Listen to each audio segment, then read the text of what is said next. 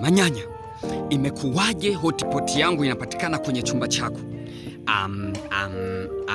Chakula kinakuwa cha baridi kwenye dustbin. Nilikuwa kwenye dustbin, nikajua. Leila, njoo. Habe? Imekuwaje hotpot yangu inapatikana kwenye chumba cha Manyanya?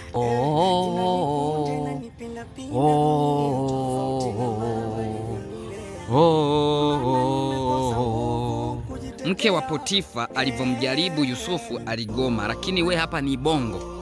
Acha kujiyeyusha. Hotpot na vitu vingine ndara vibangili vitabaki kwenye chumba chako, itakuwa ni kesi wakati hujara mzigo.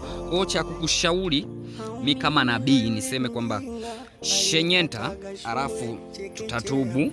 Mi kama semaji niendelee kusema mimi nimetekwa. Usisahau subscribe ya channel yangu ya YouTube. Jina langu ni Twame Master.